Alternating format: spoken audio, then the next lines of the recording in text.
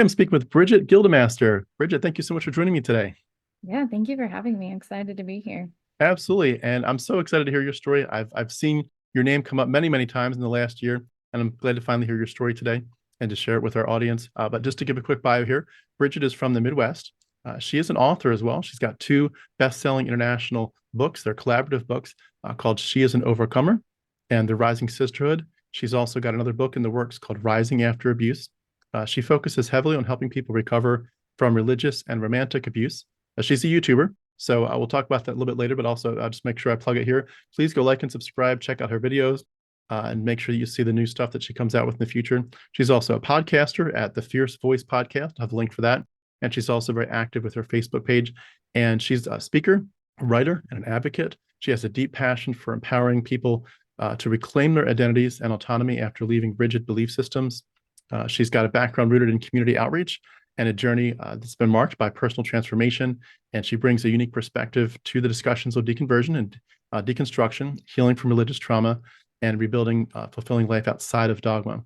And people have said that her work is characterized by emotionally resonant storytelling and a commitment to helping others to navigate the complexities of self-discovery, self-love, and the pursuit of freedom. So with that in mind, that's what I know about you so far. Could tell us more about yourself and maybe some of your hobbies and fun things too. Yeah, thank you. So I'm Brigette Gildemaster. I live in the Midwest. I'm a single mom of four and a Bernie Doodle who has been through it all with me. So he's like my little emotional animal there. And I'm an avid coffee drinker. So it's a little bit about me, but What's your favorite drink to order at the coffee shop? I'm a mocha breve. Gotta have the chocolate. Nice. So And how's your yeah. YouTube channel going so far? It's going well. I was very surprised by the reaction I got in starting a podcast. I'd done some things in the past. I have a health coaching background, and so I'd done some things like that. So when Ashley Easter was my coach for a little while, and she's like, "You need to do a podcast." And I was like, "Okay." So I had all those inner fears and whatnot, and I threw it up there, and I was like, "Oh, wow." And I actually have people emailing me and they're listening. I'm like, "Oh my gosh." So it's going very well. Very nothing compared to you. You're amazing. You've got quite the thing going for you. But it's Thank you. it's going and starting. I did take off for August for summer and getting back into school and all of that. But starting back up in September, already going to be on season 5. So yeah. That's awesome. That's awesome. Well, I will just say I don't feel like I'm a very big fish in the pond right now, and it always feels like there's always a bigger fish, and Yes. there's always a much bigger goal to pursue. But I'm very, very Yep. glad to be in the mix of the people talking about these such critical topics, and hopefully we can all make bigger and bigger waves and just help each other heal through this and get started again with our new lives outside of mythology. Before we get started, tell us a hobby or something quirky about yourself. A hobby. I am an avid plant lover. If you could see, I live in a 2-bedroom apartment with my kids, and there are plants everywhere. My dad came to visit a couple weeks ago, and he's like, "Do you have enough plants in here?" I'm like, "Yes, yes. There will never be enough." So something weird about me when you walk into my house, it's full. So That's awesome. It's awesome. Probably brings a lot more fresh air, right, from the way they breathe and yes. clean the air for you. Well, I Exactly. love to hear people's stories. Of course, we're here to get to know people, just building the community. We love to just be able to feel like we're all becoming more acquainted with each other's background stories, but we also love to kind of hear the main points of things that changed, those pivot points that sort of shifted your worldview. So if you could take us back to earliest days, how did you get acquainted with Christianity? And I'll jump in with some questions. Yeah, okay. So I grew up in a Christian family. Well, I can go further back than that. I guess my dad wasn't a Christian for a long time. He converted when I was 8, or around about there.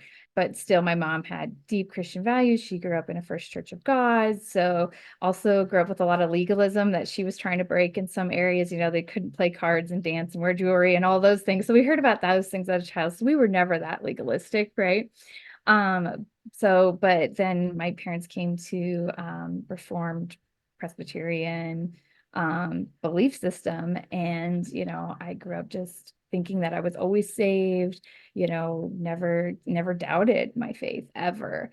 And just had a huge heart for God and the church, and, always wanted to do the right thing, and really struggled growing up with, just the way my parents raised us in that, you're a horrible sinner, every time we got in trouble, it was you trying to be bad. And I'm just like, well, I understand I wasn't good, but I wasn't trying to be bad either. And just always struggling with all those concepts of you were a dirty, rotten person and sinful and just born in sin. And even though I'd ace could ace any kind of catechism question or anything, like I knew the theology in and out, and just that was kind of my life. And we were in just the perfect life, great church, great friends, great family. I was homeschooled, so very sheltered in a lot of ways, and only knew that world. And then in Christian circles, when we would join homeschool clubs or whatever, they were very much the same, very have a lot of kids, same Christian concepts, purity culture, all that. Out here in the Midwest, it kind of all starts, especially now that I've broadened my views, it's like it all kind of jumbles together in a lot of ways. Yes. Can I ask you a So quick question? With yeah. the reform background, and you're mentioning Mhm. that you kind of didn't really, I think you said something like you didn't struggle with your salvation or not. Like, was Mhm. that because of Calvinism, or like what was it that gave you such confidence that you were definitely saved? And was there ever a period growing up where you did feel like you had to re-question yourself and sort of rededicate in some way to make sure you're really truly were saved?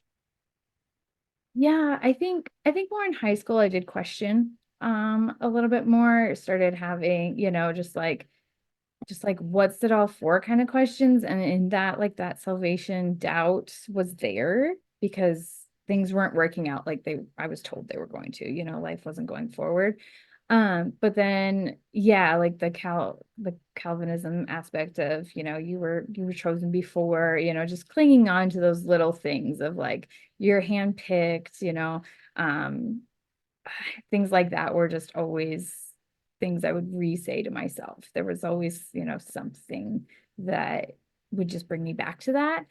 Um, so, I mean, I didn't ever question it as hard. I've had friends who've questioned it a lot more than I have and had to have deep conversations with them. But I just was like, no, I know I am, because I just, that feeling inside of me, I was just like, that's it. That's God. That's the Holy Spirit. Right. And now recognizing that, like, no, that's just me. I'm just a good person. I just want to do these things, I just want to be better. And it has nothing to do with a higher power trying to tell me what to do. So, Yeah.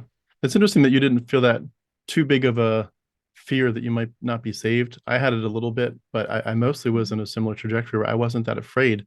And it was mostly just mhm, over the sense of the question of what do you most want in life? And I was always mhm, sort of in an arrogant, prideful, judgmental sense. I was looking at people that wanted to watch more football, or they wanted to play with this or that, or they wanted to end up buying these sports cars or something. And I knew the biggest desire of my heart was always to share the gospel. I just wanted to get people to heaven. mhm, And it always kind of, I connected the dots of like, you wouldn't want those things unless the spirit was in you making you want them. mhm, So there's no question, the natural man would not care about the gospel so much, but the spiritual man would. So you're safe. You're don't worry about it. But the big question mhm, that I think a lot of us got to eventually, one way or various routes, mine was through lordship salvation, but we get to the point of saying how much holiness and zeal and fighting sin is enough. And it's like, well, I was kind of fighting sin, but then puberty hit, and now I'm like, maybe I'm not fighting sin enough, because now I've got these hormones. I'm thinking thoughts I shouldn't, and it's all of a sudden like, well, if the spirit was in you, you'd be more convicted, wouldn't you? So maybe the spirit's not in you. And so there were times, but I was kind of glad that I didn't go the route of just constantly fearing hell. You know what I mean? mhm. Yeah, yeah, exactly. It's same thing. Like, yeah, there'd be little things that come along or changes in life, but nothing where it was ever like this huge pressing thing for me. Yeah. Hmm. Yeah, exactly. And same, like anything I ever did. So, I mean, high school was fine, I didn't really have much going on, but then in my early 20s and stuff, I always, well, I did too, like you said, sharing the gospel and stuff, it was always that prominent thing. I always wanted, being a type 3 Enneagram, if you're familiar with that, that kind of pegs my personality. I always want to do the best and be the biggest and, go above and beyond. And so, like I was like, I want to be a leader, I want to, be a pastor, whatever. But growing up in the sex we did, women aren't allowed to be pastors or, teach or whatever, beyond Sunday school and nursery. And so, I did struggle with that part, like wanting to share. And anything I ever did, even into my early 20s, where I got into, like I said, health coaching, everything, I always came back to the gospel. I'm like, well, we have to, because take care of our bodies. And that's why we eat better and do better. It's all for the glory of God. I'd always circle it back to the gospel, always, everything I did. And yeah, I never really doubted that. So, Can I ask, just for the sake of someone that's just watching and saying, I wonder if they really were saved. Let's do a little test. What is the gospel? Or say someone had come to you as a teenager and said, I heard you're a Christian, but I don't think I am. Mhm. How do you get peace with God? What would you have said? Yeah, I would have said, I believe I'm a sinner, conceived and born in sin, and Christ died for my sins and saved me and took that all away. Um, Honestly, and going into the theology, I could have had a whole debate. And over the last couple of years, I've blocked out a lot of my theology. And so, like I said, like studying, so went from that very rigid, strict, you must believe this way. Really, I mean, Reformed aren't the first ones to claim we're the only ones with the truth, but they are. Like, it's a conceded in the house kind of thing. Oh And yeah. so, yeah, same. I mean, I know Lutherans will actually say that, and Catholics, but Reformed are right there. We just don't say it out loud. And so, growing up with that very rigid belief, and then when I started exploring other beliefs, I think my first exposure would have been like I was 19 or 20. I had moved out, and I went to a college like gathering. They had a little speaker, but then they did worship music and they just sang a lot together. And that was my first experience with like contemporary Christian music. And I just remember feeling on fire for God, because I was just like, oh my God, this is so amazing. Like, and emotions, and because emotions were never allowed in our house necessarily, like I shoved everything. I shoved so much. I hardly cried, as a child. Like, I'm learning to cry again, like those kinds of things. I mean, we were joyful and happy. I wouldn't say I've definitely seen worse situations. But it was still expressing emotion is bad, especially in public. Like, if you were to be the first one to get up and start dancing or say anything out of what everybody is following in line to do, it's kind of calm down there, especially as a woman, you're out of place. And so that was my first exposure to like, oh my gosh, this feels really good, but emotions are bad. And if you're feeling something in worship, you're probably more than likely at a concert and not actually worshiping God. And so I shoved it, I was like, yep, that was cool, but that's not what we do. And that's when I met my husband. And so my first husband, and I, went back. I think had we not met and I had kind of started to follow that was a really big seed in the beginning to me following these other things and being exposed to stuff. Yeah. So just to go back to a couple things you said, the gender roles thing with you can't be a woman preacher. What other parts of gender roles were you kind of thinking through at that time, or at least hearing them preached to you? And were you, since it was just what you heard all the time, was that comfortable at that time, or were you struggling with it, or was that just like, if I do this, I'm definitely honoring the Lord, so I'm very glad to do it? How did you see it? Both. Like, I was happy to sacrifice. I was happy. I do what needs done. I still do that. Like, if you have to do it and get it done, that's what you do. And I'm happy to do it, single mom of 4, with hardly any support, if that says anything, out in the middle of nowhere. Building my own community, but still, like, I'm like, I know my children's emotional health. I know my emotional health. Like, I know what is in the long run going to be better. So I was happy to not pursue those things, but at the same time, there was a huge internal struggle. I think a huge part of that too is just not really religious related, but in my homeschooling, there's a huge push to just, get a job and not go to college and not better yourself and all those things. And I'm over here like, no, I'm going to be president, like I'm going to lead this, I'm going to be the next CEO of this company and all these things. But I had to push that all aside because I was supposed to get married and have children, and so I was happy to do that. I love kids. I love my kids, and all those things, but it was an internal thing of like, I meant for more.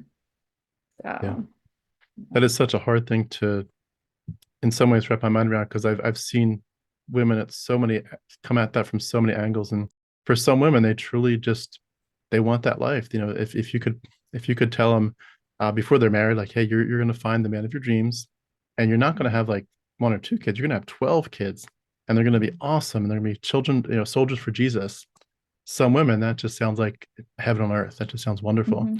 And I was around a lot of those women, and it was very interesting seeing the shifts where some of them were thinking through, like some of my friends were thinking through the ways that the church was sort of putting them in these boxes, though, with leadership roles, and the questions were coming up all the time. And in different private discussions that I was around, like, well, can a woman be a deacon at least? She might have to be not, it might not be an elder, but can she be a deacon? Is that okay? And what about this verse and that verse? And it was very, very, it felt like everybody was kind of like trying to figure out, how do we keep people within the bounds of Christianity and not let liberalism and feminism infect our church, while also admitting that there's some really good questions going on here, and we're not sure how to interpret this. And we certainly don't want to be like these super conservative people that are maybe we've maybe looked at the Mennonites, where they're, the women have to wear head coverings. They interpret those verses that way. And of course, the feminism was always seen as the enemy of the church in many ways. But then these questions were really good. And the fact that some of these verses are really hard to interpret is really a big point. And I think it led me to, in many ways, have these, maybe not early seeds of deconversion, but just this sense of like, this shouldn't be this confusing. God's not the author of confusion. It should be much more clear what the best path is. And the more I looked at it over the years, it's like these paths are not crystal clear according to the Bible. Yeah.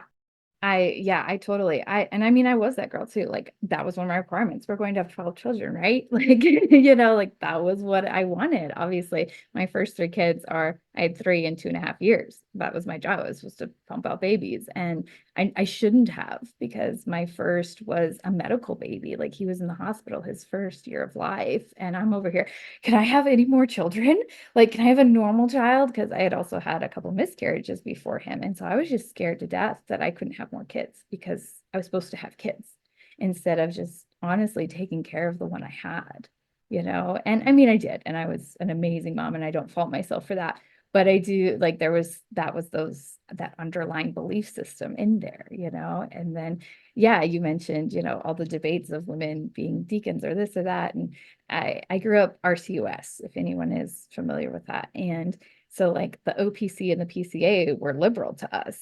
And so hearing, oh, the PCA allows women to be deacons and treasurers, and I don't know, I think some allow pastors now. I can't remember, but and just hearing that and going through that. But yet I attended a PCA where the pastor's wife, wore a head covering, and she was kind of not even looked down upon. She was just like, oh, well, at least she's trying, I guess if the Bible does say that, she's covered, like, she's checking the extra box, and yet nobody else does it. And it's just like, yeah, it became very confusing. I mean, that's a huge component that led to my deconversion completely, was because it's just like learning what I've learned about abuse and toxicity and emotional health over the last 4 or 5 years, and then putting it with all the stories in the Bible and God, and trying to make sense of it. It's abuse. You're sleeping in an abusive God.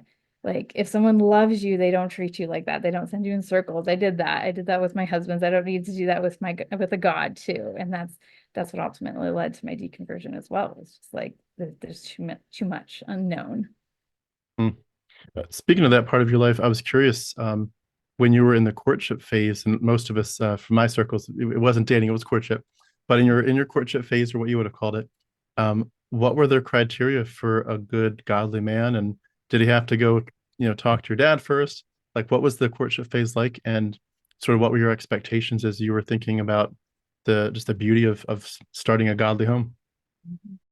Yeah, I'll tell you with what I was raised with, and then go into my story of how that all played out. But yeah, I was raised definitely with the courtship, and he comes to your dad, and there's all these questions, and you check all these boxes, very big on the man handles the finances. That was a big one, which ironically never happened in either of my marriages. And he, should be loving God, trying, doing these daily devotions, like down to the littlest things. Like, yeah, he should be doing these things to show he's a godly man. And it never happened. And when it did, it was so weird, because at that point I was older. And so, like, when I met my first husband, I was 20 or 21, right in there. And so I was out of the house. I was living away. he was living 3 hours north of me at the time. I met him through my family was doing a church plant where they had moved to, and his other family had moved there too randomly. And so there was one point where we were supposed to meet, it never happened. And then he just messaged me. He's like, I'm traveling through. Do you want to meet? And his mom told him to do everything, and so we did. So by that point, I was out of the house. My dad necessarily isn't the most assertive father in those areas. He's not going to be the first one to step up and do. And so, which obviously would reflect on the men I chose. But so it was like half. It was like, okay, I need to talk to my dad about this, but dad's not talking to me. He needs to talk to me. So I don't think there was ever any conversation that actually happened about, hey, can we date? He asked my dad if he could marry me, but at that point we had already decided to get married, just weird things like that would go on. So even I was married twice. So even my second husband, I'm good grief, I had 3 children and, all things. And he even, asked my dad, like, hey, can I marry your daughter? And it's just, there's no autonomy at all, no personal autonomy whatsoever in that thinking. It's amazing how when you look back at some of that stuff, it really is like woman is almost like property, like you're shuffled from your dad's barn to your husband's barn as if you're a, literally like a farm animal. It's crazy. I mean, I think there can be something certainly sweet and very endearing about bringing the family into the discussions, but ultimately it's about what do you want? It's about your choice and your power in your life, and certainly your will, your autonomy, and yeah, it's crazy when you look back at it. What the way we treat women is just it's unconscionable. And what would a godly home, like establishing a godly home, have looked like to you? Yeah, things like striving to, make sure you do devotions every day with your kids was a big one, and always a struggle in my childhood growing up, always a struggle, obviously, in my own home with life, but, the more you read that scripture every day, hide it in your heart, stay close, the better you'll be, make every church activity. Sunday mornings was non-negotiable, like you are in church, like the world is falling apart if you are not in church. We went, you'd go, unless you were throwing up, you were in church. So things like that were just huge outward things. And then, I mean, for me, I never struggled inwardly with, having a relationship with God. I prayed to God, asked him all the time, I had a huge, like, relationship with God, like going from, even as a society and a culture and in Christianity worlds, I think we've had a huge shift from the 90s when early 2000s, we've all recognized this relationship thing and it's more emotional and all of that. Whereas I didn't grow up with that. Like God was very theological, very, thought. And so that's more accepted now. But even as a child, I knew I had that. I knew I spoke to God as a friend, asked him for everything, I just spend nights, just being like, make this more clear, make this life make sense, right? These things I need to do, what I want to do, and going forward, make it happen, and then into my, when I got married and my first marriage fell apart, like my world was turned upside down because I had everything thrown at me of why I was getting divorced and everything. But I still, through it all, I just constantly was, God, show me the way, show me the way, show me the way, reading scripture and saying it to myself and just, go to bed bawling, just being like, show me the answers. Why isn't this puzzle fitting together? So. It's amazing too the way that I think those experiences can truly help you push you towards deconstruction and deconversion, because you see all around you people not doing it God's way, and then you're like, no, I'm on God's side. I'm going to do it God's way. And in Isaiah 6, who will go for us? Here am I, Lord. I'll go. Send me. And you're like, I know that since I am doing it God's way, that God will bless me. And then just it all falls apart. And when it happens like that, you're just blown away. Wait a second, God, I asked for your will and you made it crystal clear this was your will. And now it's all crumbling to pieces. So number one, why would I ask again, God, what's your will? Because that didn't turn out so well the first time. But number two, like, where the hell are you? if I'm trying to do this right and there's everyone else trying to be selfish and self-centered, earthly, here I am trying to be focused on you and on heaven and the kingdom, then why aren't you helping this succeed and thrive? Because also it's like a testimony thing. It's like, okay, if you do it God's way, your life will fall apart. Wait, what?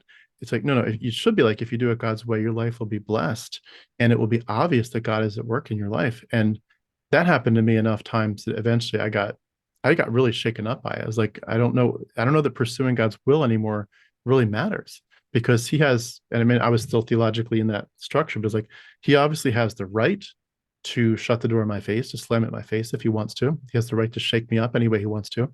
And I remember praying a lot, God, do whatever it takes to make me holy, give and take away. Blessed be the name of the Lord.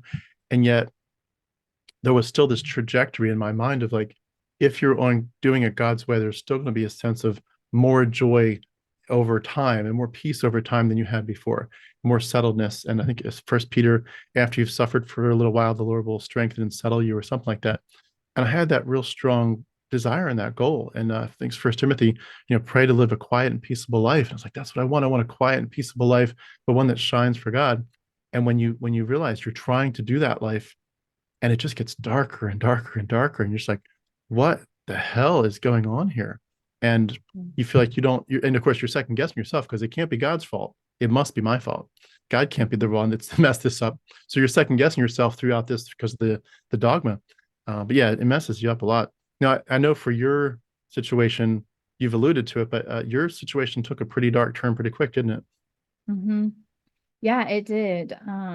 In the timeline, when you're going through life and going through the trenches, it seems like it's all lining up and going, and then you look back and you're like, yeah, that only all happened in like 2 years. It's a lot.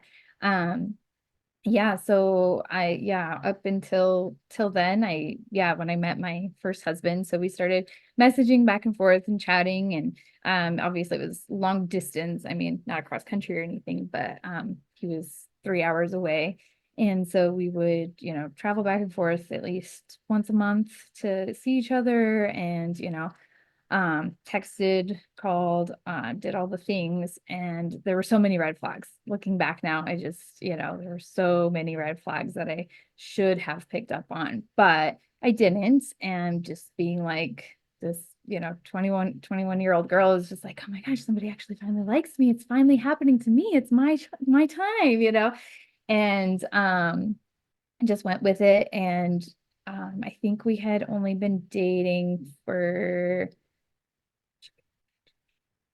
like 4 months, and I was like, this is him, this is the man I'm going to marry, it's right, it's perfect. And then we were engaged at 8 months and married at 10 months. And yeah, we did all the right things. We waited till marriage, we had marriage counseling, we got married. I moved to his house. I wasn't working because I wasn't supposed to work now. I was a wife. And Like I you were went supposed to jump into insane. homemaking right away. Yeah, I was just supposed to be the homemaker, which was fine. I was moving and unpacking and cleaning and whatever, but that doesn't take long, and I slowly went insane. We were in North Dakota too, so we were also in this very small town. I knew no one except some people. Gradually met people in the church. Didn't really click well with them other than the pastor and his wife, which I'm still friends with today. But other than that, it was just, me. So I got a job, but then found out I was pregnant and I miscarried about 10 weeks along, and that was devastating. It was just like, why, I think we had waited 6 months to get pregnant, and it was me just asking all the time, so when are we going to do this? When are we going to do this? Like, if I'm going to be here doing nothing, we need to start having kids or something. And that was just built up into everything. Had I known what toxicity was, we would have never had kids if I hadn't pushed it. He was very much just there, passive, very much like avoidant, not actually pursuing. It was me actually pushing the relationship, which is also like, I had huge codependency issues too, but huge red flags in that he wouldn't necessarily like show much more interest in me than he should have. It was the bare minimum of everything. And This so is of just course at the very everything. beginning. Yeah, and this is just at the very beginning. Yeah, even in our dating process, I should have seen these red flags. But I had no idea. I didn't know it. Yeah. I didn't know what toxicity was. I didn't, all you knew that was bad was sin. Well, what is sin? I mean, and that was a whole thing in my life too. But, had no idea what a red flag was, what a green flag was, what it was a good character trait, because the church covers up so much. We overlook so much, and we people please, and we do all these things. And so you have no idea what to look for in the circles I grew up in. And so, and even my girlfriends, anybody I talked to, no clue what the answers were, no positive, solid answers on character traits. Yeah. So Could oh, I go just say ahead. that the experience you're talking about of being rejected immediately within Mhm. marriage, I mean, even if it was a passive aggressive kind of thing, but to not be pursued within marriage, that had to be just mind-blowingly devastating. I can't just that's like the thing you dream of, like I can't wait to get married and then we can pursue each Mhm. other all day and love each other in all the little ways all day and then build it up to intimacy in the marriage bed. And it's just Mhm. the ways that our friendship gets so deep and the romance that we've dreamed of, we finally get to explore it in every which way. And obviously the hope and the dream of children as a blessing from the Lord and establishing a home that's for his glory. And just the sheer fun of it, this is your best friend and the person you get to laugh Mhm. with and have inside jokes with, and to be like, none of that's really happening for the most part. It sounds like that had to be insane. Yeah. Well, you had me remember it actually started 3 weeks after our marriage. We were married, and I, yeah, wanted to be intimate with him, and he told me no, and I had found out he had been masturbating at work. And so that started in immediately. Later on, finding out he had a really bad porn addiction. And yeah, I mean, then it came out even later. I don't remember when I found that out, but yeah, he would masturbate at work like 3 and 4 times a day. And so clearly had a huge problem there. So yeah, it happened within weeks of us being married, Hmm. not just like emotionally, but even physically. Not to ask, hopefully, too frivolous of a question, but how did he keep his job? Do you know? Because that's pretty crazy. Or was he just going to the bathroom? I don't know. There's a lot of things I don't know. I look back on, and I mean, obviously, I was very naive as well. And so, I mean, even to this day, I don't know how he necessarily holds down a job. There's just things, but yet I also work in the workforce, and I'm like, people need employees, and so they just deal. So there's also that aspect of it. So Hmm. he's a fairly professional work. And yeah, it probably is, just where, I mean, it's just a bunch of guys. He's a mechanic, so, a diesel mechanic, so very needed in his field, and like he does do good work and never, so I guess Hmm. I Just don't thinking on know. just the sheer rejection of that, as Christians, we could obviously do things like the world does and do it the world's way, but we keep ourselves, a lot of us did, really tried to follow the rules and keep ourselves pure. We felt like that was part of the prize, that God had a plan A for us, and we wanted to, fall in line with his plan A and have his plan A blessings. And for someone to jump into that and be rejected physically like that almost immediately, it's almost hard to wrap my mind around it, because I mean, that's pretty much like game's over. Game's over the day you start. And I want to acknowledge the pain. That had to be such an incredibly painful thing to go through. It was. I mean, I carried it with me forever. Like, I mean, I'm healed now, and, found my own self-value. But yeah, when you grow up being told, you're really pretty, like I was told I was very pretty, all the things, very accomplished, very successful, and, yeah, living life by plan. And then yeah, you finally get married, and yeah, no. Mm. So yeah. When you Can I ask, and I don't know, I don't want to belabor these points too long, but just curious, Yeah. when you do realize it was about like a porn addiction, did that help at all, realizing he's not really rejecting me, he's just addicted to something? um it's like, this isn't really about me. It's almost like you're irrelevant. It's like he's having a relationship with someone else in his mind. You're just like a sidebar. um did that help at all, or did it make it worse? Like, how did you process that? And did you feel like if that hadn't been part of the equation, you all would have had just as good a chance as anybody else at having a really good marriage? Yeah, so I did know about it before we got married.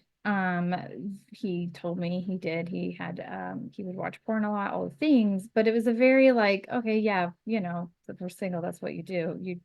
People sin, whatever, being back in that mindset. And so it was brought up in counseling, and it very, very, very loosely, obviously wasn't, and not enough was asked of the counselor to find out exactly how severe this problem was.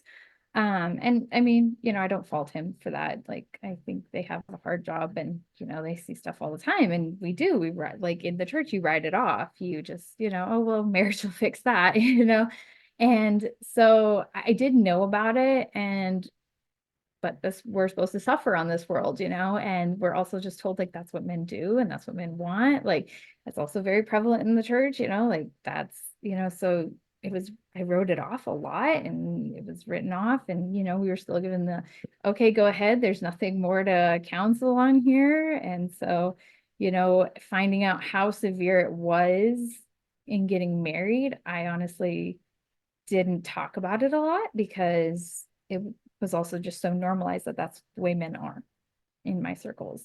Mm. Once we did bring it to, I think I started talking to the pastor's wife first, and then we kind of sat down and had a talk. And um, there was always hope for change. Like he was always very apologetic, like knew it was wrong, all the things, knew it wasn't helpful, all the things, but that's all it was just the words, and that should have been my first clue. I should have left obviously way sooner than I did. And because the actions were never there. There was never one day or week or whatever where he was better, So, Mm. but he said he was trying, so he must have been. Yes. How long did your marriage last at that point? So we were married for less than 3 years. We were separated for a year, with the divorce process and everything. That was very delayed because of the church and stuff. But, yeah, I was 4 months pregnant with my third when I left. So it was very, very brief. You said the church was part of the delay. Yeah, so I had one of our elders in the church that my parents had gone to was a lawyer. So me knowing I wanted full custody of my kids was what the issue was. Um so well, I'll back up a little bit. So we had been living in Denver for my son because he was a medical baby. And I was at the hospital a lot, but I balanced home life and being at the hospital just as well as any next person would with that kind of situation, and prioritized, still our relationship and everything, but still just had, obviously we were having major problems with communication and him, you know, wanting to spend time with me and, recognizing what I was going through too. And so we tried counseling again. We went to a different church that was a church that I really respected the pastor of that church. I had known a lot of my friends had gone there and whatever. So we would drive an hour north to have counseling with this pastor. And it was always just the same runaround. I just felt like we were always going in circles. We'd have these great breakthroughs in counseling and talking, and we'd go home and it was always the same thing, like literally within minutes. Another huge part that I always just find so ironic is Sundays. Sundays were always our really bad day as well. Like there's me, good Christian, we're gonna get up, we're gonna go to church, we're gonna be this happy family, it's gonna be a great day, peace, relax, connection with God, all the things. And we'd always have our worst fights in the morning and the afternoon, like all of the things on a Sunday morning. It's just crazy to me. And so it just felt like constant circles, and it would just get worse, leading up to like, I don't know what day we would go, like Tuesday, we'd be going through the week. And then as it led up to going back to counseling that week, it would just get awful. Did you feel like God But anyway, was present in that? Like, were you able to maintain your strong faith and just kind of cry out, God, intervene here? yeah, like I just prayed, save my marriage, change his heart, just make him, love me, make him want to make this work, make him, want to do more for you, all of that. Yeah, I had a very strong faith, still spoke out about a lot on my own personal journey and just parenting and all of that too, just learning more and more about, like, I don't know so much if it was more, uh, it was just opening up more and more about my own emotions and feelings too, which living with any other person, you're going to get that. You're gonna have to tap into that more than a parent-child relationship in that home. So for me, that was where I was on my personal journey, and just learning how much more there was, and that grace that was there, and God's love that was there on a level. But I still hadn't reached a level in the last like 3 years in my journey. I, really delve into like just like embracing how much of a good person I was, and because I was saved and putting those pieces together, but I hadn't quite got that far yet in that journey. I was still a horrible sinner myself at that point. So yeah. Speaking of being a horrible sinner, a lot of people, I think, feel like when they do get divorced as Christians, that especially if your church condemns it in some ways, but even if not, they feel like they're kind of secondhand citizens at that point in the church, used goods, as it were. You can't present your virginity anymore to somebody else. The baggage of all that you've come with, certainly the idea of, now you've got kids and so forth. It's very different, and you just feel like this beautiful fairy tale almost. He got sold about what God would do to give you a godly home. It can kind of lead a lot of people to feel like they're really like, they're just not worth as much. Did you feel like you struggled at all with self-esteem as a result of the divorce? And how did their messages play into that? Oh yeah, absolutely. I was someone to be fixed. That's after I was divorced. That's where I was. Like, I was someone to, have to be kind of looked over, because I was just a single woman out there, living up life, those 3 kids under 2.5. That's exactly what I was doing. But yeah, I was someone to, yeah, she needed to find a husband. I had people tell me I needed to find a husband. In the divorce process, the church disapproved. I had no grounds for divorce, with him admitting to being a pedophile. Like, obviously, the way he was treating me emotionally was more than enough. Now I want every man and woman to know that. But like, once he told me he was having sexual desires towards our daughter, and she was 1 at the time, that was it for me. I drew that line in the sand. I said, I'm not living like this. I can't watch him. I can't watch my daughter. That's not safe. That's where the line was for me. And the church said, no, you have to stay. It's your job to just protect your daughter. You're supposed to watch him, whatever. I just remember yelling at one of the pastors, like, you expect me to just watch him every waking moment and worry about this? And, and then for me to crawl back into bed with him too, whenever he feels like that's, going to happen, like, you want me to go through that emotionally. And so I did end up getting one of the pastors on my side and whatnot, but the other ones, I was up for excommunication in the church I was in. So it was kind of, I had pastors fighting for me. One was advocating, and yeah. And then when it was all over, I knew, like, our church circles were split on whether or not Brigette should be divorced. Like, that's what I still going into those. You can feel the energy when you walk into a room. That's the way it is. She's that weird divorce case. So, and then I know that's what led to my second marriage as well, was me feeling inadequate. I wasn't complete because I was supposed to be married. I had 3 kids. Um, Even though I was very, I had a great job, I bought my own house. Like, if you threw all the religion away, I was actually very successful doing the right thing. But, the Bible says women need to be married. So Did they use the phrase covering with you, like you needed a covering or an authority figure above you? authority figure. Yeah. Yeah. Yeah. Like, Mm. you were supposed to be handed from your dad to your husband. So you needed someone looking out for you. So, on top of like the psychological abuse of think you're conceived and born in sin and want to do nothing but evil, women are doubly so. We also are just that wandering heart who wants to lead men astray and do all the wrong things. So you're not just doubting yourself because you have a sinful nature, you're doubting yourself because you are a female on top of it. So I'm this woman trying to, I've already broken the mold of divorce. I'm done all the bad things, left my husband, and now I'm also raising 3 children on my own. And so I was doubting myself in every area of my life. Like, I still felt like I should be a stay-at-home mom. I was for a while. My first husband did like provide enough. He sent money enough that I stayed home. And just over time, I realized my mental health couldn't take that anymore. And so I did go get a job and all of that. But, just constantly fighting those inner voices of like, you need to be staying home. You need to be doing this. You need to be listening to a man instead of just like, no, you just need to be a good person. You just need to lead by example. You can do that too. Just because your anatomy is a little different doesn't mean anything. So Mm. With so much of that woven into the theology and the church culture and the doctrines you were hearing, as you were changing and focusing more on your mental health and on all these messages and how to process what happened, was there any part of you that began to wonder, just maybe it wasn't an issue of God or the Bible, but more just like the church you were in or the interpretation?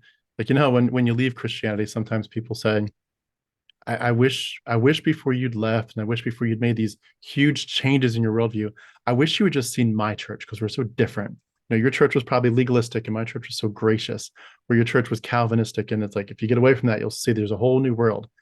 Any number of things I'll come up with. And there's a lot of denominations, arguably, and there are probably some really healthy churches compared to others, but they're always coming up with some sense of like, if you just switch to some other group, then we'll build you up better. Were you being externally or internally compelled to switch to a more progressive or liberal version of Christianity in some ways?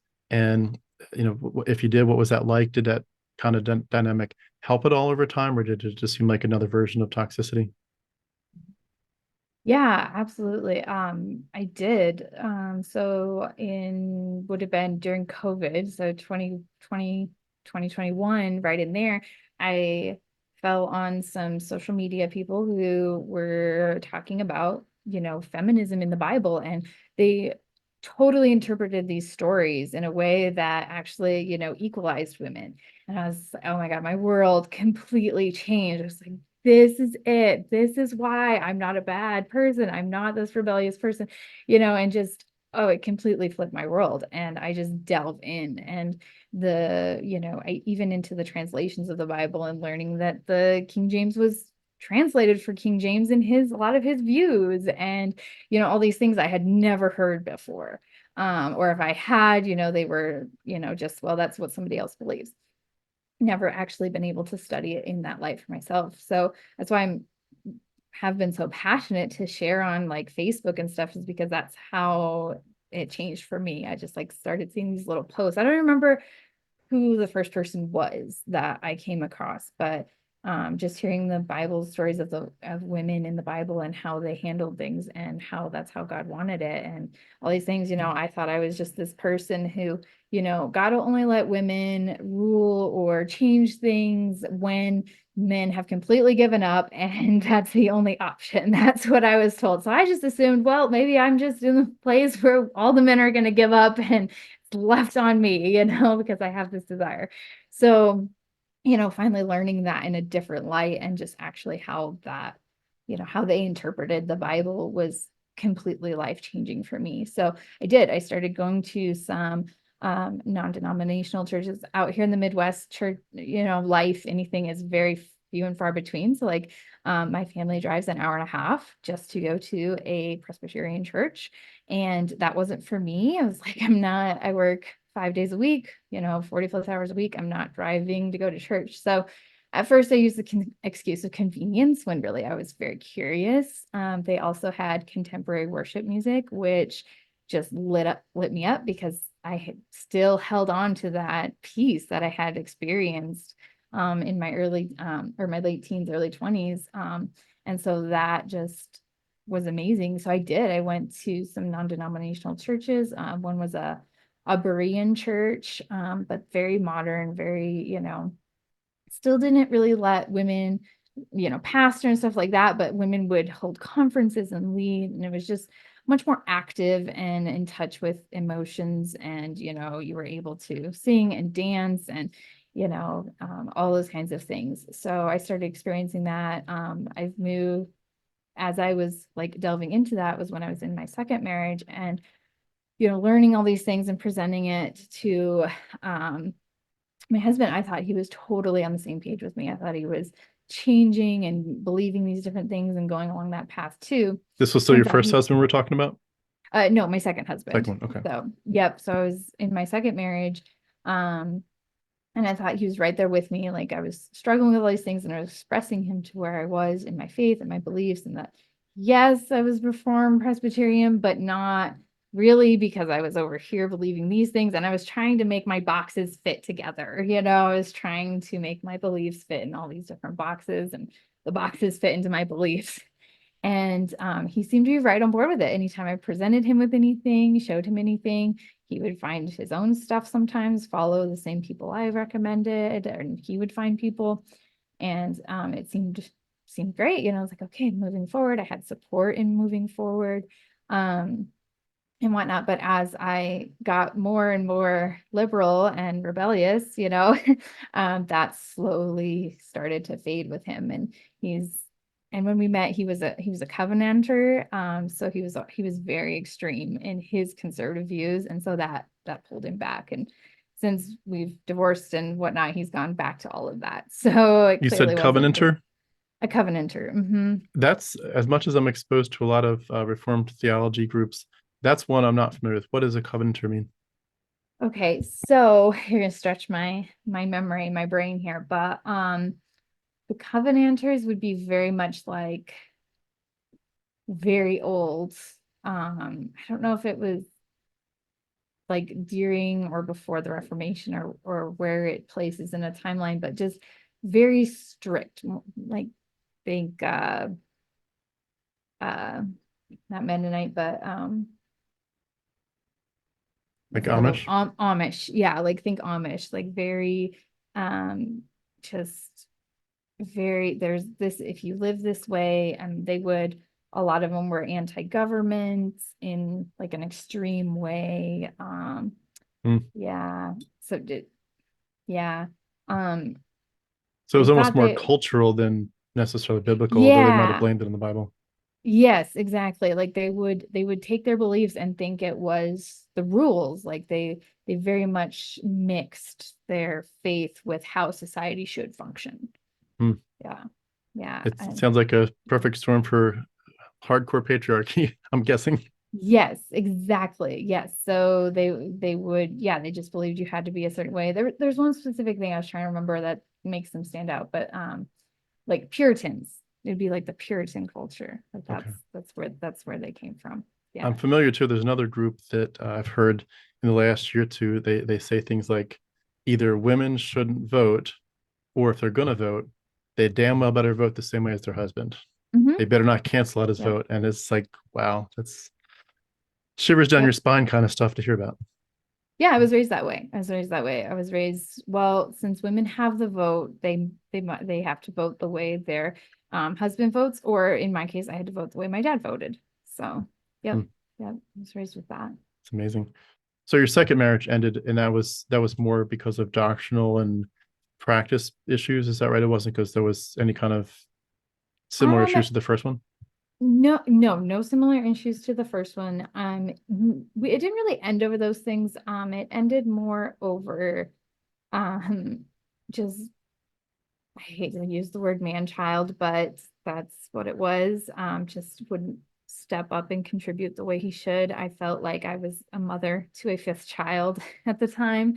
It was a lot of that. And I was just like, I just don't want to live like this. Like, I just felt like I was dragging him in life with anything and babysitting, if that makes sense. So, and at every turn, like when we first got together, he had so many like aspirations and for himself and what he was wanting to do and where he's wanting to go. Obviously, we were both in our late 20s. So he had never been in a relationship before, very serious one anyway. I'm sure he had dated, but never married or anything like that. And then there's me coming along with 3 kids. And so I'm very mature, very like on it. There's, as you know, parenting, you have to make decisions and choices, and you have to coordinate and function. And it seemed great in the beginning, like he was going to take that on and whatever. We actually broke up once. We were engaged. It was 3 weeks before our wedding. And we had planned a huge wedding, and I saw it. I saw the red flags. I saw the passiveness. I saw all the things, and I broke it off. And I don't ask me why we got back together and ended up getting married, but that's what I did. It's part of my journey. Like, just, I had to learn. I think I was part of that. Just like, okay, well, I see that these are bad and I don't want that, but I guess, and so we did. I also ended up getting pregnant. And so that had a contributing factor to it, even though I knew not to get married for being pregnant, but that's what we did. And it was going well. I think a lot of it was love bombing. He stepped up and would do what he could. It was a very short amount of time. We were only together in total for maybe 2 years. So clearly I was still going through a lot of codependency issues myself and all of that. And so just as I progressed and learned, he couldn't keep up, which was, besides my first husband having the issues that he did, it was also the same. Like, I kept growing and changing, and they were stuck back there. So even emotionally, not just with theology, but yeah. I would think that for a lot of us, and I'm sure you'd probably lump yourself into this group, but for a lot of us, I think we would say if we ever get to those junctures in life again where we have to make the decision about a long-term relationship, that we're almost going to have like a little red flag committee of like friends who are going to help us. Like, what do you see? Tell me the truth. Be honest. What's wrong with this picture? And just be like, I cannot go through that again. I'm guessing you probably feel that way too. Just like, it's not worth it. And it's crazy how eventually when you go through enough abuse, you get to a point where you're like, I'd rather have my peace. Like, even if you're inside, like, I'm dying to be in a relationship. I'm dying to be, exploring all the aspects of the beauty of it. But you know what? Just despite the loneliness really hurting some days, I treasure my peace rather than being with the wrong person. And it's crazy how many people have said something like that in different ways over the last few years to me. And I know it's a little divergent from the Christian aspect of what we're here to talk about with your deconversion, but at the same time, it's got the parallel of like in the same way that you or I or anyone else that's been through some of these things, and we'd say, I'm not getting into a long-term relationship again, or certainly not getting married again, unless I'm sure the red flags are not there, and so forth. But at the same time, the parallel to like worldview concerns, where you'd say, I hear people saying that, I've left Christianity, but maybe I need to explore this religion or that religion or this philosophy, and whatever it is, just to say anybody that's going to make a claim on my mind and my heart, I'm going to really have my, feelers out there to say, what's wrong with this picture, and why did I miss something the first time, and what am I missing now? And I think that's one of the biggest questions that I had in my mind, for sure, in the first couple months of after deconversion, is why did I think Yahweh was such a wonderful father, and why was I in love with my captor? It doesn't make sense. You look at his character in the Old Testament, and you think this guy's truly a psychopath. I mean, yeah, it's not real. He's a literary character, but still, he was a psychopath if he had been real. But I loved him. He was a good father. And there's that, again, I think the strong parallel of like the red flags of relationships we could have shut down but didn't, but also our relationship with this Yahweh character, we didn't shut it down. Why? And I do wonder if there's some parallels. Well, maybe if you're used to and you're primed and you're groomed to say this hyper abusive character is actually the love of your life, that maybe it dumbs down some of your sensitivity so that in real life you can't see the red flags just like you couldn't see them with Yahweh. I don't know I know that might be a stretch too far, and I'm not trying to say that's what happened in your case, but do you feel like there's some truth to that? No, I think you're exactly on point. I think that's why, and like my second husband, he was better than the first too. And so you overlook, because none of us can be perfect. You always have that blanket cover for abuse. There's always an excuse.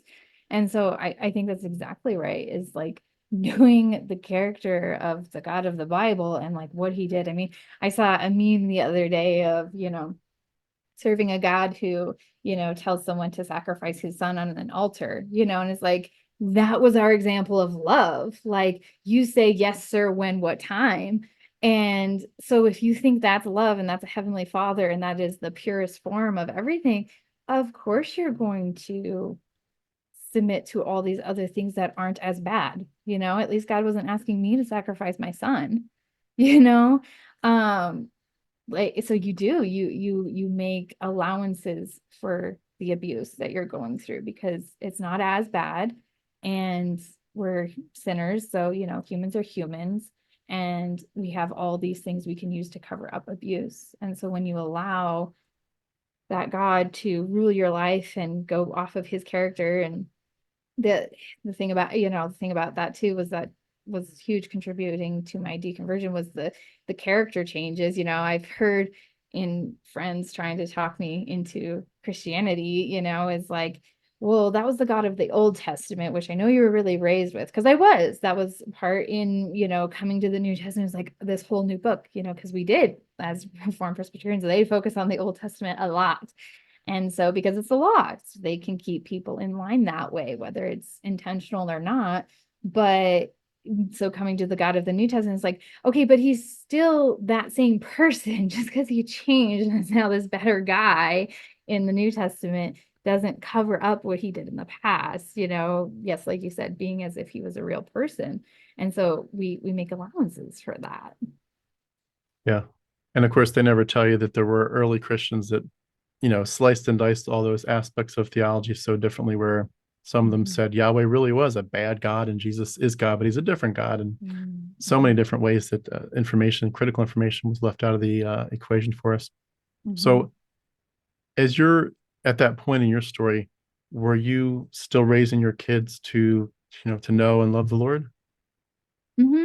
Yeah, I was. I was living in the area where my parents was. I moved away because I just couldn't do the environment anymore. I was very close to my first husband. His parents were still living there. All the things, just geographically, it was getting into my head as well for our safety. And so I moved away. I still did though. I was like, okay, we're gonna find a church. We're going to do all these things. And things, just more and more questions kept coming up for me of just like, well, this, well, this. And I just kept feeling like I was trying to fit this God into this box. So I knew, like, I believed in myself. Like, I knew I was a good person. I knew my heart was, in the right place, wanting to do the right things. And I kept trying to make my theology fit into that box, of, believing all this. And in my mental health journey with that and rebuilding my self-esteem and all of that, it wasn't fitting, more and more I tried. And I stumbled on some more social media influencers, and yeah, they were just pointing out all these flaws in the Bible. And I came across you in that journey as well. And it was, yeah, Christmas Eve, and I was listening to a podcast, and every single doubting question I had was answered in that podcast and just thrown out the window. And I was just like, yeah, there's no God. There's no God. It just made so much more sense. Obviously, there's the internal struggle. It wasn't completely cut and dry, but I mean, it kind of was. Once I decide something, I'm pretty decided. But, I still had wavering questions, but I took my kids to church. They go to Wednesday night stuff. I would also rather have open doors for conversations instead of just being like, well, that's what, my family believes, or that's what this and that. Being raised the way I was, we did have a lot of those conversations. We would study other religions, all the things. And I think that is a very important aspect of that, to know both sides. And I don't at the same time want to shove that on my kids. If my kids want to believe there's a God and want to go to church and want to do that, I want to raise them with full autonomy. I don't want to shove my beliefs down their throat either, because then I'm just repeating the same cycle in a Right. different way. So, I've kind of kept them in. We haven't gone to church a lot, especially this summer. So that was, I officially said, as deconverted on Christmas Eve last year.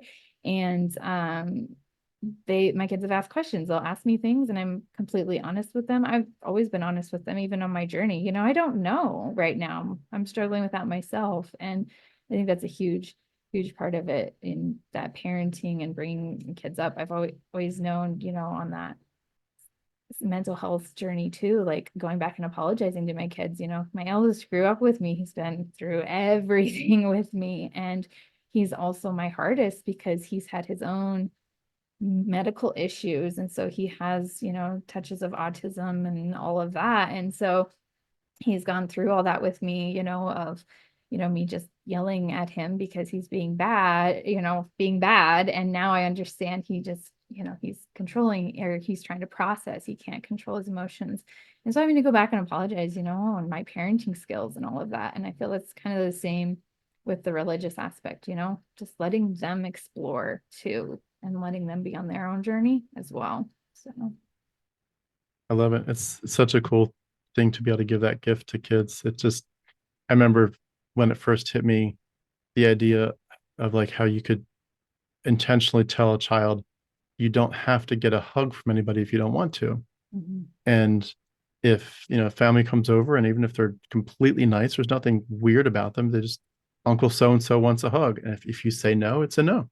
It's your body, your choice.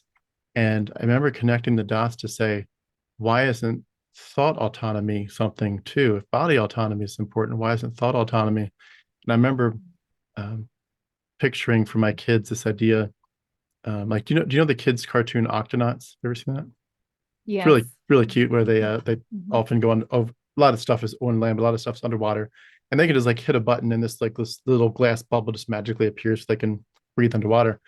But I remember kind of borrowing that kind of concept and saying to my kids, and we'd literally practice this physically. I would say, pretend there's a bubble around your head, and we're going to call it your worldview bubble. And even though it's a big word for kids, I explained to them what that meant.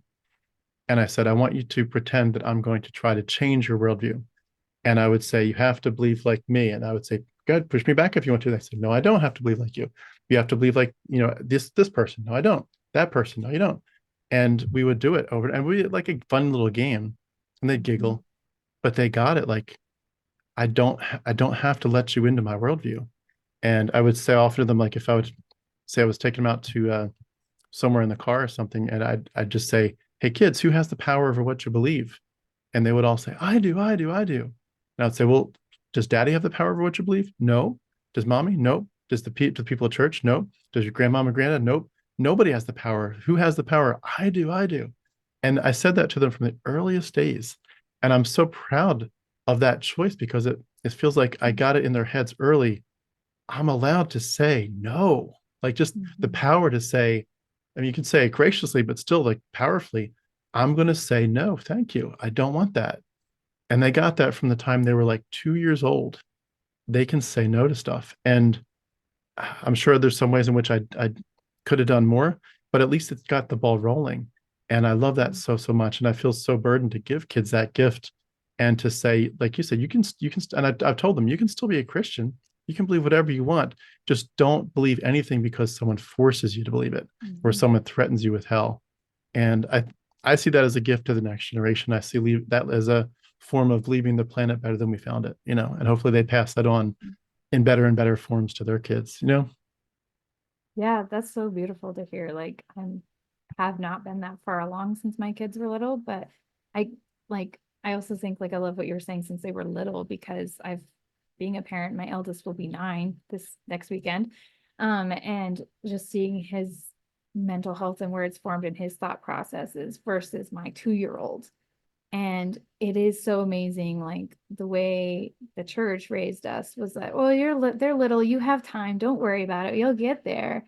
And it's actually the little years, like where their nervous system is so formed and those thought processes are so formed. Like my 9-year-old, I mean, not to say he's raised into kick him out of the house or anything, but he is like he's already molded so far into some of his thought process, and we're having to correct instead of my 2-year-old, oh my gosh, like the most independent little thing you've ever seen. Like she's just beautiful to watch because she is just herself. And it's kind of cool to see because then I like have my older kids, but then it's like, oh, if I had had my kids in this mindset, they'd all be like this, And I love how you said that, like you've been able to do that since they were little. Like that's so, so beautiful.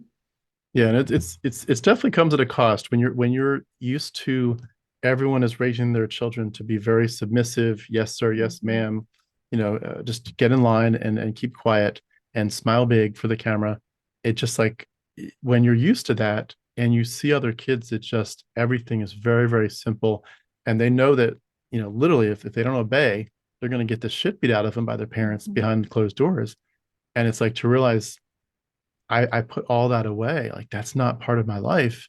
And so now you're raising free thinkers, you're raising kids who are empowered to more than ever to decide what they want for themselves. And it can be a really tough journey as a parent because that can transcend not just religious worldview concepts, but all kinds of concepts. So you have to be aware it comes with the cost, but I think the cost is worth it because as much as at times it feels like, oh my gosh, I wish I could go back to the days where you would just get in line and obey me with no talk back. Like that would be so easy.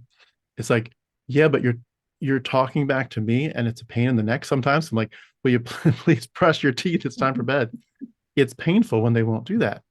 But you Mhm. also realize that the cost of that is also coming at the beautiful investment in them saying, I am in charge of my mind and my body. And if I need to say no, Mhm. I know how to do it from the earliest days. So it's like it's a trade-off, but I think it's well worth it from where I'm standing. Yeah, exactly. And I think it's only so hard is because it's our inner child that's screaming, and we're having to reparent ourselves. That's what I find is like, it's not them, it's me, Yes. and it's my inner child screaming, do it now. And it has been. It's been a huge, especially when, you know, you're going through everything, you're questioning everything that was instilled to you. Because you were raised completely in the church too, from my understanding. Yeah. And so Right. from that young age, this has been what your child has known, your inner child. And then you're like, no, it's okay, it's fine. And yet your child is still acting up. So there's this constant pushback. And that's what's been the hardest for me in this last, and finally taking that stand for me and, plug for, parents need self-care, but like taking the time for me and prioritizing me and healing that was the greatest thing I could have ever done for my kids too, because I wouldn't Mm. be right here if I just kept sacrificing in that whole mode of life's hard, keep going. And if I hadn't stepped up and said, no, I'm going to do this for me and taken the time or whatever, they wouldn't have the mom they have either. So, Yeah. yeah. So are you vocal yet about your escape from Christianity, or how vocal are you? If someone asks me, I will tell them and have a conversation, which hasn't been many because I think my social media probably throws people for a loop. And as a devoted Christian, I mean, no one would also probably question that I'm not a believer. But I have not like openly said, hey, I'm not a Christian anymore. It just hasn't felt right. And in that I've learned to trust my intuition and be like, no, there's a reason I'm not supposed to say anything yet because I mean, not that I'm this big famous person that everybody cares about, but it'll shake some worlds and it's just not the time for that in some ways and whatnot. But I've had friends blatantly ask me because of the things I post and share and different conversations, and I'll tell them.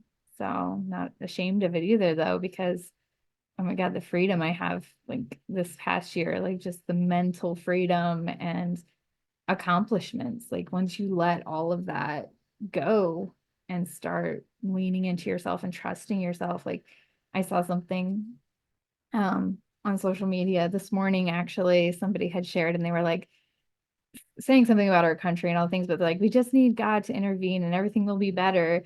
And in the same post, they're like, every Christian needs to stand up. And I'm just like, well, which one is it? Are we waiting for a God to intervene or do people need to step up? And like, once you take that all away and you give yourself back your autonomy and not putting all your apples in the basket of a God who's going to save you, like, it's amazing. Like, everything I've accomplished even just this last year in progression and security. So, On that note, how has the whole journey of healing from religious trauma gone? Do you feel like not just the issues with this, specific stories you went through, like with your husbands, but just the idea of healing from the theology? How's that journey going so far?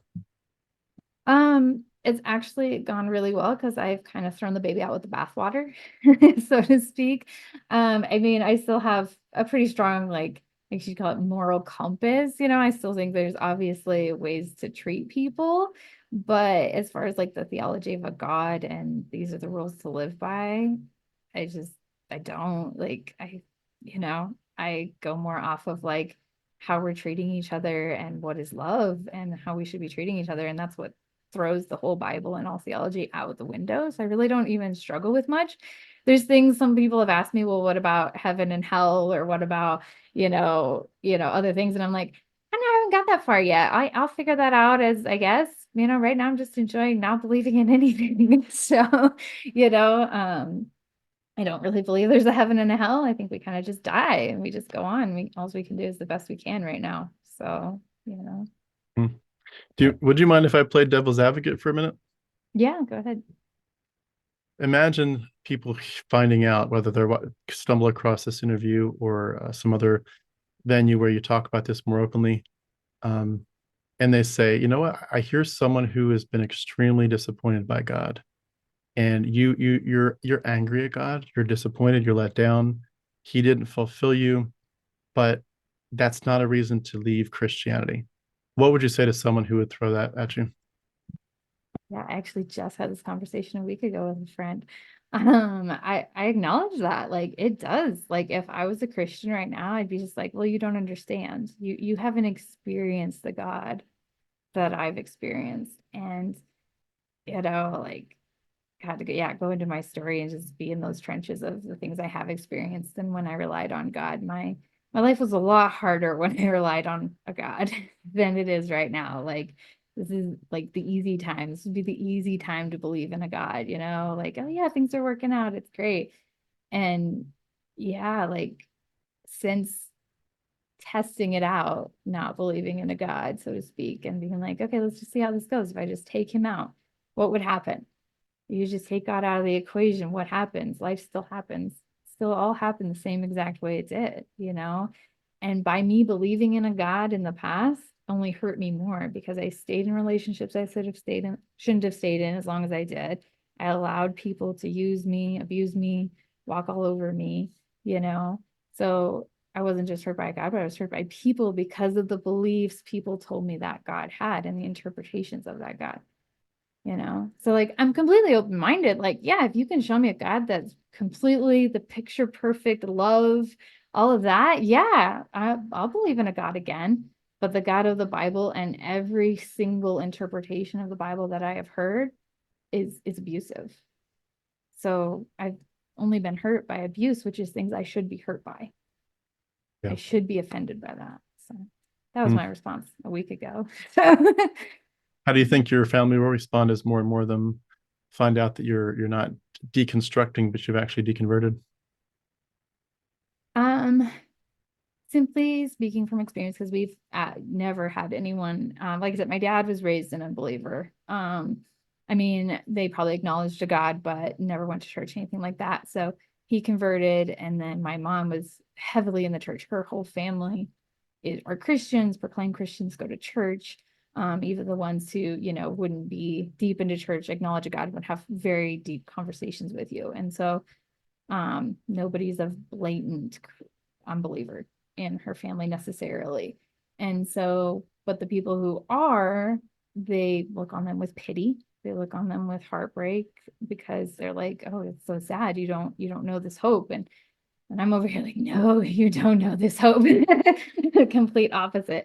So I mean, there'll be a lot of conversations, distancing, avoidance. I have younger siblings, so knowing the way my other sibling was treated when, he went through his life crises, there's no talking, things like that. So, but, you know, my parents have evolved a lot too in the last several years, as all Christianity has with the society, like the thought concepts. But, I don't like they're not going to disown me or anything anymore. Like that's not the case. It would have been 10 years ago, but they're not like that anymore. So yeah. I definitely wish you well in that. It's a hard part of the journey. I made the choice to come clean with it all pretty quickly on mine. So I Mhm. didn't have too long to worry about it. It was just kind of out in the open. I felt very compelled almost immediately to create a platform, which is interesting. I know a lot of people they're like, that's just, they couldn't do it that vocally, but I felt that the compulsion to be vocal. I just felt like there was too much at stake, and there was also some side Mhm. ramifications for, I wanted my kids to know where I stood very clearly. You have your kids asking you, why won't you sing Jesus Loves Me anymore? It's like, I got to answer those questions. And once the cat's out of the bag, it's like, I was going to bring hopefully a whole bunch of people in the kingdom. So now I need to, figure out how to make reparations and get 100,000 back out. So I was very much involved and I felt very guilty. I felt very guilty about what I'd done in the name of God in terms of Mhm. ministry and missions and preaching. But I was curious, go back to you, when you did get to a point where you said that you don't think that this is real, that Yahweh and Jesus are not real people. Um, what was it like dealing with the question of heaven and the afterlife? Did you want to go? Did that pain you to think that might not be real? And where have you landed with that? Yeah, I mean, I believe like yeah, heaven was the glory. Like we're here to suffer on earth, and so that's why you put up with life's hard and you go on. But yeah, we'll get our reward in the end. We'll go to heaven. So yeah, definitely wanted to go to heaven. Um, you know, never really had a fear of hell though, because I just always believed I was saved. I just always had that burning in my heart that I was saved. Now like it doesn't like a hell doesn't scare me either because I'm like, well, if there's no heaven, there's no hell. Like I don't know if we come back as something else or we just don't come back at all. There's not a whole lot of options there. And it's just so interesting too how that when you take that out of the equation, how it changes your life purpose too. Not changes your life purpose, but like your yeah, like your passion to do things too. It just amplified it for me too, like to do good. Like if I only have this time and there is no afterlife in whatever respect, there is no God just having the whole big picture laid out. We do only get this time to change. Like I got to do that much more, that much faster. Yeah, Um, well said. so, I was curious. One of the things we mentioned in your introduction is that you help people who are trying to recover from religious abuse, but also romantic abuse. Could you elaborate a little bit more on what you would say was the situations that you faced and sort of what your goal is when you talk about those topics with other people? Because when I first read it, I'll keep this short, but I used to work in the fraud department at a brokerage firm, and I was exposed to what's called money mules. Are you familiar with money mules? no. It's basically the idea, the actual literal idea, I think, is like if you were at a border of two countries and you were trying to get something, contraband across, instead of a person carrying it across who could be captured and put in prison, you put it in a sack on the saddle of a mule, and kick the mule, hopefully get that mule to start, hauling across the border. And then on the other side, there's someone who's going to pick that mule up and try to, get the contraband and take it there from there. But it's a money mule. The mule is not the bad guy. The mule is just the messenger. The mule is just carrying it across. So a money mule would be someone who would say, you might say, put an ad on Craigslist and you say, hey, I am an employer and I'm looking for someone to basically be a secretary for me, but you can do it from home. And what I need you to do is basically cash some checks for me, and you can keep 10% of them all. And little do they know it's all fraud.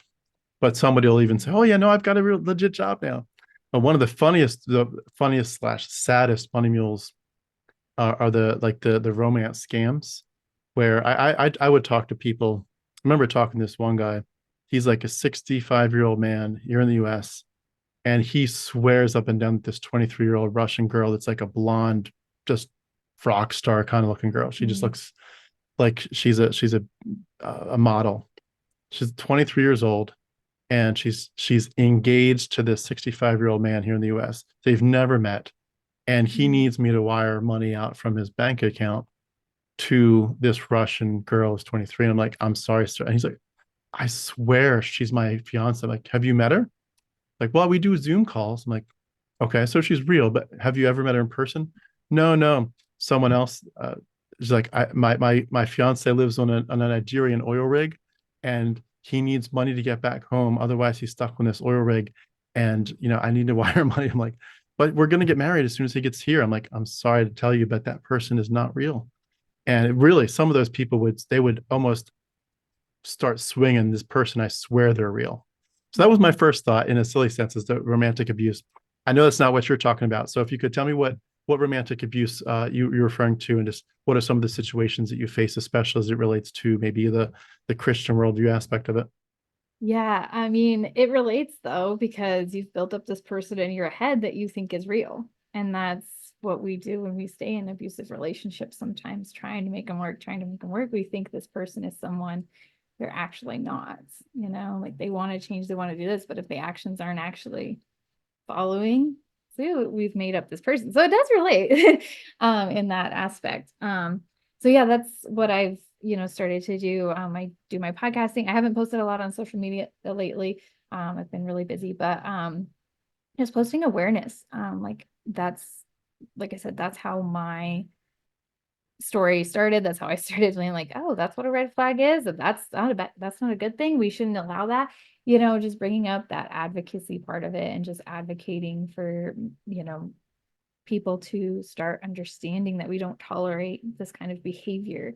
And then obviously just having questions. I get people who email and messaging me. I haven't done a lot of one-on-one coaching yet. It just hasn't aligned with my life and schedule for obvious reasons. But that's my goal, maybe down the road here as things continue to like settle down and fall into place, is to actually be able to have these conversations more in depth and be able to give more of my time in that way. And then also, yeah, just in speaking of stuff, yeah, sharing my story of just like, this is what love bombing is. This is what I was going through. This is what, the lies we tell ourselves and how people treat us. And we have to watch out for that, and learning so much about yourself too. And that clearly, like me being able to say I was clearly codependent because I also just allowed it to happen, anything to let it happen.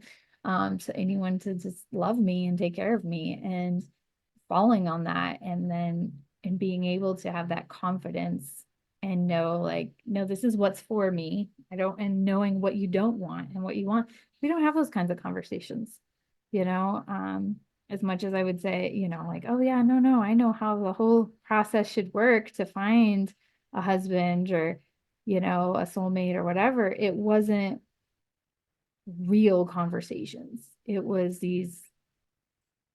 a made up thing. Like, yes, there were some questions, like, how are you going to do this and that? But, like you were saying, with ever trusting getting married again or entering another relationship, there's so much more just, if you know what's for you and what you want, letting it unfold. And that's what I, believe now, if I were to ever get romantically involved again, is to just let the relationship unfold over time and not have these pressures like, well, who's going to do this? Who's going to do that? How does this work? And overthinking it instead of allowing it to unfold like a friendship. Like we don't do that with our girlfriends. Like that was a huge part for me with my second marriage, was learning so much of like, if you went to the park with your girlfriends, is this how it would go down? Is this how your girlfriend would act or treat you? And it's like, no, because they're my friend. Well, just because he's a male doesn't make it any different, like he still needs to be stepping up and taking care of the kids and helping take to the bathroom or whatever, whatever the silliness is. And it's just like bringing that awareness to other women who are in my situation. And unfortunately, as much as I think we are becoming more aware and more, feminism isn't such a taboo thing anymore and all of that, there is a comeback too, like with the trad wife movement and all of that. And women are setting themselves up to be in an abusive relationship. And like, it's beautiful. It would be a beautiful thing if you could just, find the love of your life and trust him or her, immensely, and just take care of it that way. But that's not life and that's not reality. Like there are evil people out there and they love bomb you and they want to use you and abuse you, and you have to protect yourself. And that's what I want my kids to be raised with too, is like, like that's great, but you need to financially be protecting yourself in so many ways, and not just, give up everything and be like, okay, take care of me, especially my daughters. And that's just bringing that awareness around in that romantic abuse. And that's, like your story is just being played on your feelings, and yes, that's fine and that's great, but also bringing that common sense aspect into it, for lack of a better word, of these things we can look out for and know and not question. I remember so many things in learning about abuse, having conversations with friends and just being like, but is this okay? But isn't it okay? But he does this and this redeems that. And, at least he does this. And I mean, you'll hear, people who've been married for 50 years. Well, he at least, blah, blah, blah, whatever it is. And well, that doesn't redeem the bad qualities. And so just taking the guesswork out of it, once you know what love is, like what real love should look like. And yeah, we screw up, but how is it handled? Is he blame shifting? Is he, you know, or she? I don't mean to sound like a man hater either. Been accused of that before too. Like there are narcissistic women out there too. But how are they handling those situations and just being able to name it? I know listening to your stuff, just naming that God was a mythology is just like to actually speak that truth is mind blowing sometimes when you've never heard these things. I love it. And it's amazing too, once you kind of see the proverbial wizard behind the curtain and the abuser for all that they really stand for, and everything's kind of laid bare. It really does give you that ability to not unsee what you've seen, and you can't go back to it. And you may not know necessarily where you want to land, but you know where you don't want to land. You don't want to land in mythology and abuse anymore. I had a few final questions, and then also if you want to be thinking on the back of your mind if there's anything you wanted to add to wrap us up. But my first the last few questions, short questions. I could imagine someone in your shoes feeling very cynical, very almost sarcastic, for sure jaded. How do you keep all that you've been through in your mind and heal from it, and even use it as a jump start to a platform to help people, and yet not feel jaded over it all? And how do you keep just a almost like a childlike joy of life, to say that despite all the pain, my life isn't just pain, it's a lot of other beautiful things, or at least I'm for sure going to make it beautiful. Even if it hasn't been, I'm going to make it beautiful. How do you keep from getting cynical through all this stuff? Yeah, no, that's a really good question. I mean, there are dark moments for sure. Especially, yeah, single parenting and everything falls on you. They can go pretty dark that way really fast. Like, oh my God, there's no hope. Like, we're this way forever. But for me, I've had so many good things happen along the way, and I've in having the questions, like once those were answered for me about religion and the theology, and like, well, it doesn't add up because it's not real. I still was able to keep, yeah, my inner joy, because like I said, I just always had that passion and desire to like be a good person and to help other people, and that I was meant for this bigger picture.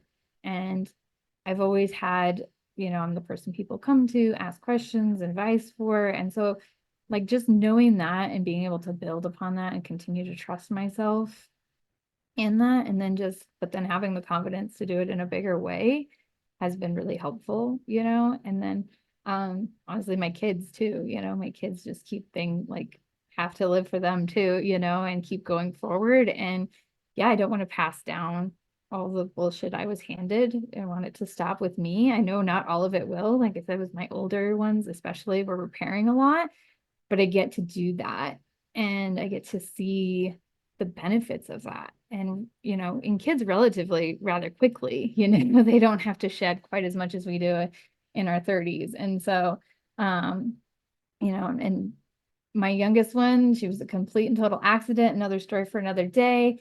But, like having her in that comparison, like I was saying, with being raised in a healthy and healed environment with a mom who, like, yes, I stood up for my older kids, but it was for survival.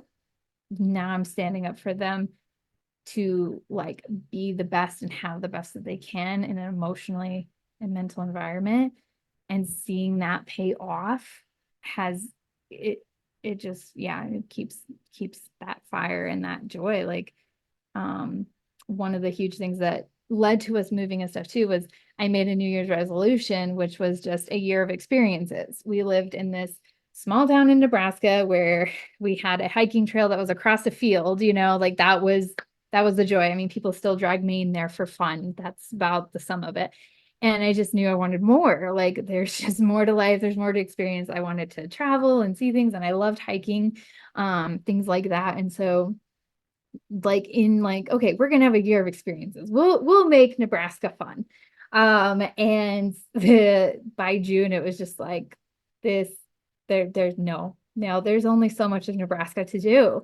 And so, in that, like finding that adventure and like knowing you wanted more brought me so much happiness of like, you can change your life. Like if you want it, you can get it. Well said. I love it. Very well said. One last question, at least I think a last question, unless I think of another one, and then we'll go to your last word. But a pretty important question that's been on my mind since you kind of mentioned this earlier, eroticism. So when you look at what you went through with your first husband, um, pornography in and of itself isn't necessarily wrong. There is ethical porn. There's probably people in our communities that watch it together as couples and even maybe have an OnlyFans channel and make porn. It isn't necessarily wrong if it's ethical, but obviously we know porn can also be a destroyer of relationships, and especially when it's in an addictive sense and a comparative sense where someone's kind of effectively mentally saying, you don't, live up to the porn star in my mind. How do you go through what you've been through where some aspects of eroticism have been so tainted and have caused so much damage in your life, and yet to stay in that frame of mind that says, for whatever healthy eroticism looks like for you, that's both just in your own mind. We're erotic people, whether we're in a relationship or not. And certainly, things like masturbation is something that as deconverted people, we become much more comfortable thinking, okay, I don't know why I thought that was so sinful all these years. But in terms of your internal sensuality, your internal eroticism, and also the possibilities of future relationships, how do you go through what you've been through and not feel like that tainted it, and just to keep a simple joy of that part of life that is so beautiful? But obviously in your case, it was kind of wrapped up in some pretty nasty, abusive, and uh, just dark parts of your life. How do you get past that and not just shut that door, since we know that can be a big part of your healing? But also if you don't heal it the right way, you don't want to open those doors again in a wrong way and just kind of open them so fast, or open them in a way of forcing it, and then it just more damage you just gets added to the first level. You know what I mean? Mm-hmm. Yeah, no. And I mean, I've definitely been there where I've just been like, it took me 4 years to date after my first husband for that very reason. I was just like, it's all no. Just everything is no. And that, and it was just completely turned off for me. Like everything, like the thought of anything was just disgusting to me because of what he had done and how he had done that.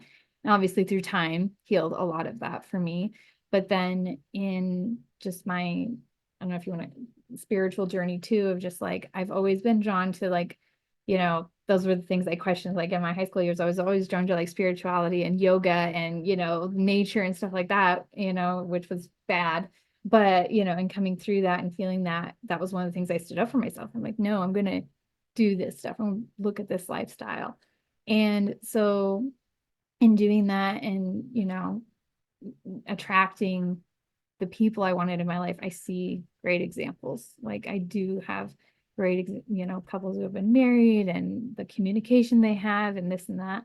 I see it's possible. I'm not, one to say like, oh, every marriage, is just this farce, this picture, whatever. Like you said, there's good churches out there too that do things better and whatnot. But I also think that there are relationships that can be, each person can have their full autonomy. And, as far as like the eroticism and stuff, like, yeah, like I've struggled with that. In getting married again, it was a huge issue for me. There was a lot of things I had to overcome.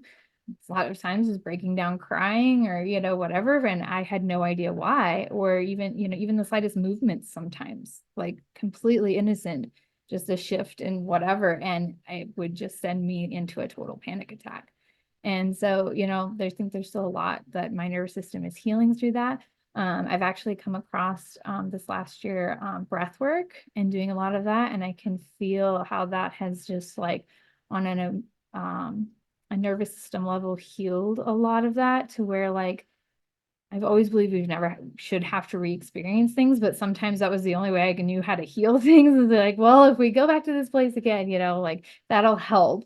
And so I think for that, for me has been a huge way of healing that and going through that.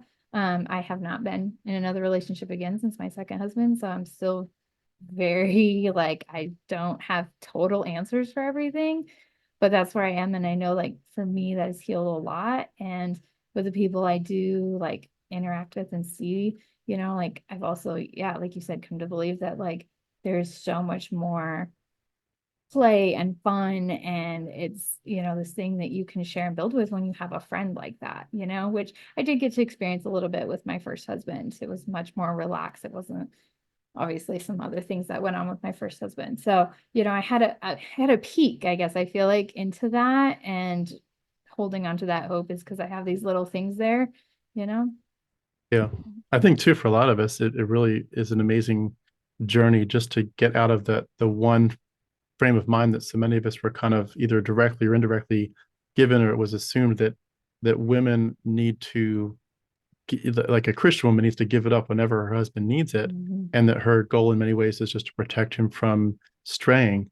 And there's certainly a big need for people to try to meet each other's needs and to love on each other, and to recognize the incredible power of sexuality that's unfulfilled to destroy a marriage.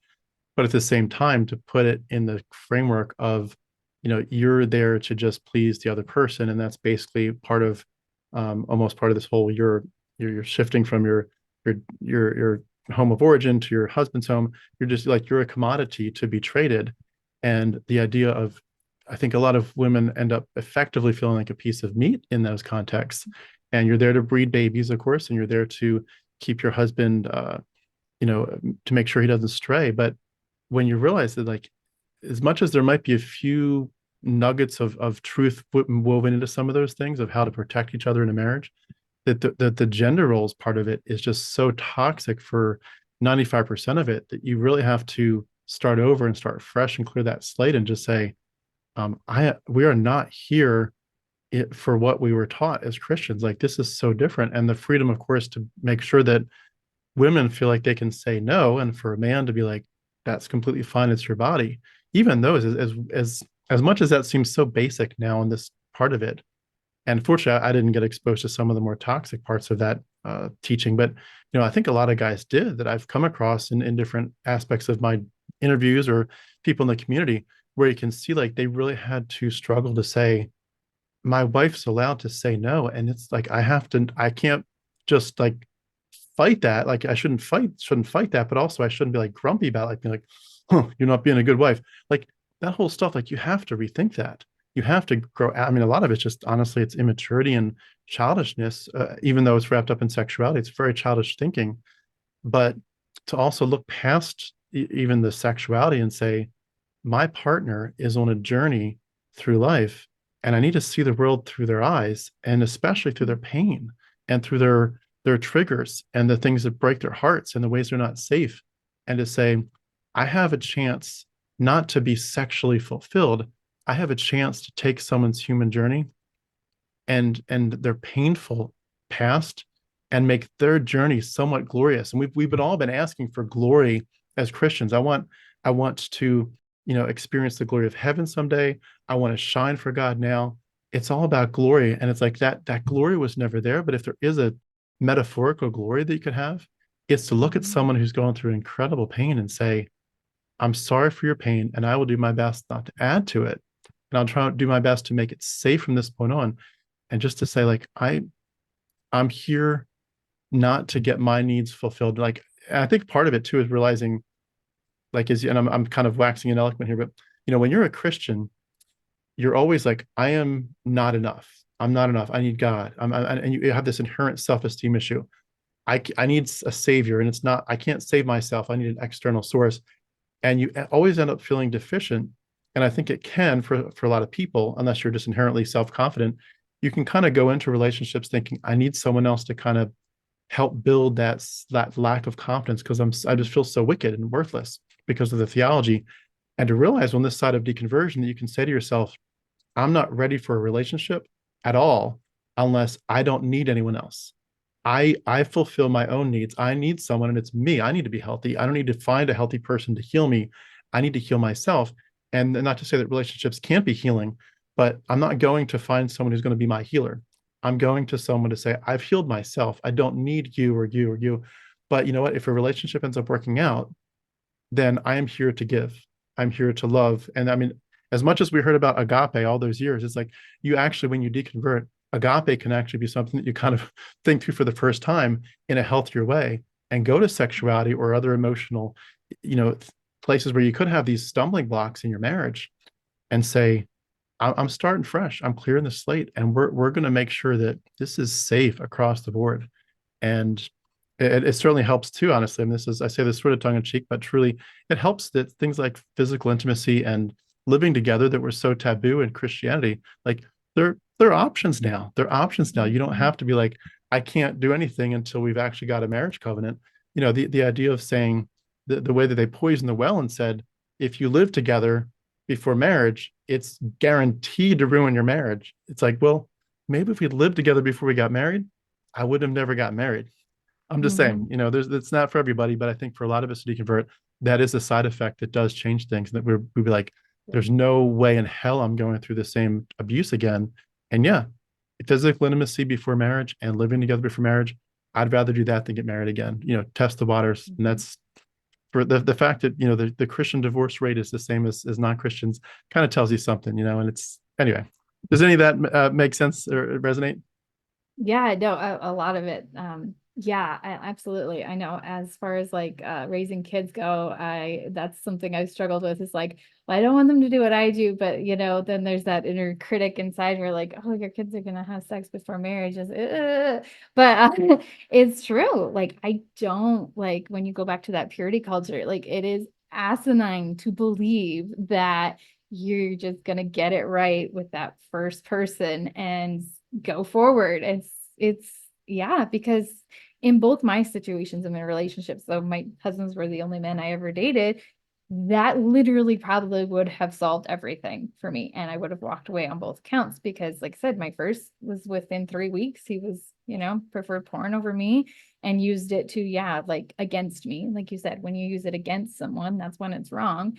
And yeah, it's like, and then just, yeah, over time with my other one, like both my marriages were very short-lived and both over some of its sexual issues. And so, yeah, it would have solved that problem in that area. And I absolutely agree. Like, it's just really, I think that the marriage covenant and then of legally getting married is all another made up way to control women. I really do, Yeah. because how the system is and getting legally divorced twice, how it had like destroyed my credit and everything else just because I got a divorce as a woman. Like it's crazy. And the way it's set up. And like when I divorced my first husband, I did my research and I was living in Colorado at the time. Well, Colorado's a 50-50 state. So I jumped ship and went over to Wyoming where they favor women. Like, and so I knew I would get custody. I knew, all these things because of the law. And it's like, it's just crazy that you can sign a piece of paper and it changes everything.